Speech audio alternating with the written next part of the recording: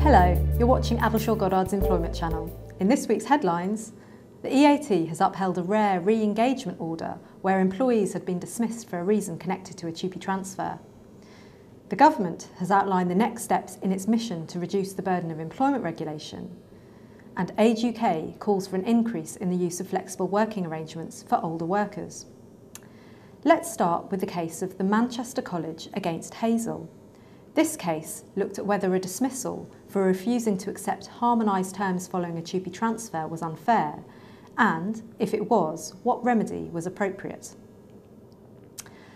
Following a TUPE transfer in August 2009, Miss Hazel and Mrs Huggins had their employment transferred to the Manchester College. In common with many employers in recent times, the college found itself affected by the continued economic downturn. 6 months after the TUPE transfer, the college proposed 200 redundancies and also changes to terms and conditions of employment for remaining staff. Miss Hazel and Mrs Huggins were not put at risk of redundancy. However, the college wished to make changes to their terms of employment, including significant pay cuts. The college's position was that if these pay cuts were not accepted, they would have no choice but to make more redundancies. Miss Hazel and Mrs Huggins refused to accept the new terms and were dismissed by the college in July 2010.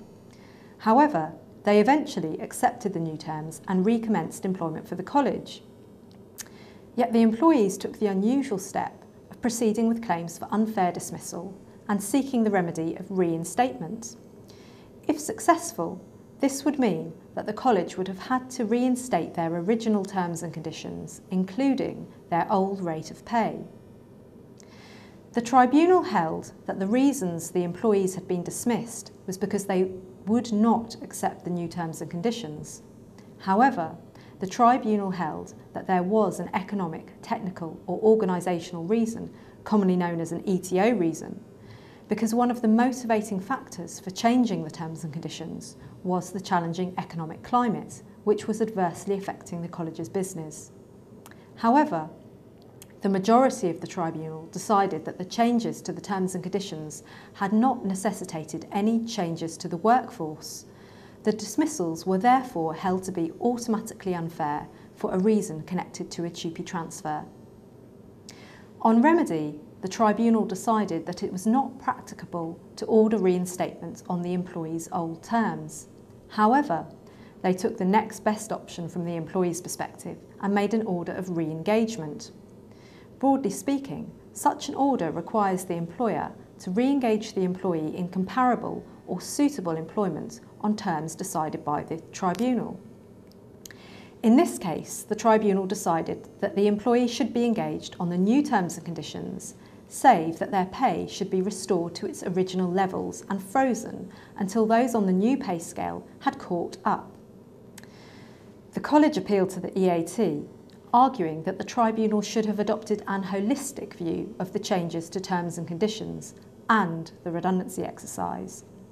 The college argued that it was not purely aiming to harmonise contracts. Rather, it was putting in place a package of measures necessitated by the economic climate, including reducing staff numbers. However, the EAT rejected this approach, observing that the redundancy process and the harmonisation process were distinct in time. It agreed with the tribunal that the harmonisation process did not involve any changes to the workforce and the dismissals were, therefore, automatically unfair. On the issue of remedy, the EAT noted that the employees had already been re-engaged by the college, albeit on the new terms. This meant that there was less scope for the college to argue that re-engagement would not be practicable. The college had also argued that the fact of discontent amongst other workers meant that reverting to the employee's original pay rate was not practicable. On the facts, however, there was little evidence to support this suggestion. The EAT therefore upheld the re-engagement order. An interesting decision then, looking at some important issues around transfer-related dismissals and the unusual remedy of re-engagement.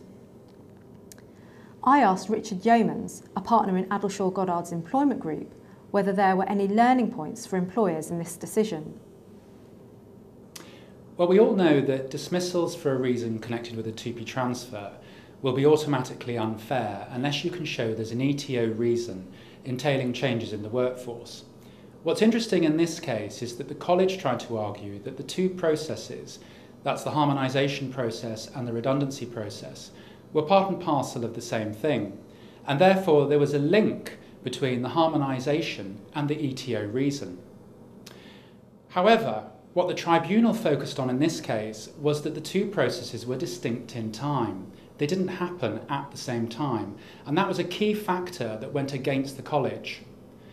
What's less clear is what would have been the outcome if in fact the two processes had been run in tandem, and it's quite possible that would have substantially strengthened the college's position. I then asked Richard what he thought the best course of action would be for employers in the college's position. What's important to remember is that the UK has a very restrictive regime when it comes to changing employment terms following a 2P transfer, and it can be very difficult to show that there's an ETO reason entailing a change in the workforce. One option is to dismiss and re-engage the employees, but that's not free of risk, and that too can lead to unfair dismissal claims, as in this case. A safer option is to red circle the employment terms of the transferring employees and to only vary those terms in the future when you can break the link to the 2P transfer. But do bear in mind that the mere passage of time isn't a panacea. You may have to wait perhaps 2 years to make that variation and to disassociate it from the 2P transfer. Next up, the government's drive to reform employment law continues apace with the publication of 2 new consultation documents and the results of 2 recent calls for evidence. The first consultation, Ending the Employment Relationship, concerns 2 key areas: settlement agreements and the compensation element of unfair dismissal awards. Now, you may have heard about the proposal to introduce protected conversations, which would make settlement offers inadmissible in unfair dismissal claims in certain circumstances. The government has confirmed that ACAS will be producing a statutory code to underpin this proposal, and this consultation paper seeks views on the principles which should underpin that code. Views are also sought on template letters, model settlement agreements, and whether there are any other types of information or guidance that would be helpful in settlement discussions. One suggestion here is the introduction of a guideline tariff, designed to give parties realistic expectations around settlement levels. The consultation also seeks views on whether the current cap on compensation for unfair dismissal should be reduced. The government notes that the current cap of £72,300 may lead to unrealistic perceptions about the level of tribunal awards, particularly given that the median average unfair dismissal award is in fact less than £5,000. The second consultation concerns the review of the Employment Tribunal rules recently undertaken by Mr Justice Underhill. The consultation paper seeks views on the new draft rules and related issues, such as the introduction of a paper sift stage, a simplified withdrawals process, and the new costs regime, which would allow the tribunals to assess costs in excess of the current limit of £20,000. Views are also sought on the new draft ET1 and ET3 forms. Both of these consultations will close on the 23rd of November 2012. We also have responses to 2 recent calls for evidence. First, the response to the call for evidence on dealing with dismissals and compensated no-fault dismissals for micro-businesses. The concept of no-fault dismissals was one of the more controversial ideas contained in the Beecroft report. The response confirms the decision not to introduce no-fault dismissals. The government has concluded that there is insufficient support for, or evidence that, no-fault dismissals would have a positive impact on the UK labour market. However, some changes to the guidance available on dismissals will be made. Firstly, the ACAS Code on disciplinary and grievance procedures will be reviewed. And secondly, targeted, accessible guidance will be introduced for small businesses. Second, the long-awaited response to the call for evidence on the effectiveness of 2P 2006.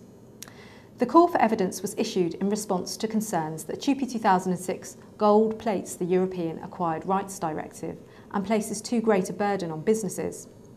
The response document confirms that there is to be a period of policy development and stakeholder engagement in which the government will consider ways in which the operation of TUPE can be improved. A consultation paper will be issued in due course and will cover matters such as whether the service provision change rules should be repealed and whether all liability should transfer to the transferee or whether they should be held jointly and severally with the transferor. Does this pave the way for radical reform of TUPE 2006? Probably not. The consultation document highlights that any reform is not simple and will always be limited by the requirements of the Acquired Rights Directive. And finally, a new report by Age UK calls for an extension of the right to request flexible working to unleash the full potential of Britain's older workers. The report, entitled A Means to Many Ends, discusses the impact and availability of flexible working in the UK, with particular emphasis on how older workers are affected. The report notes that there are 735,000 people in the UK over the age of 50 who are economically inactive but who want to work. Older people face particular challenges such as caring responsibilities or health issues, which can make traditional working patterns difficult to accommodate. Age UK says that the way to combat this is to institute a culture change and encourage the use of flexible working for all. Although in 2010 38% of people over the age of 50 work flexibly, Age UK highlights that such practices were more prevalent in the public sector and amongst those in managerial or professional roles. Age UK believes that if flexible working was more widely available, older people would have a greater chance of remaining in the workforce. The government appear to be supportive of Age UK's position. The consultation on modern workplaces set out the government's proposal to extend the right to request flexible working to all employees. The government's response to that consultation is to be issued shortly.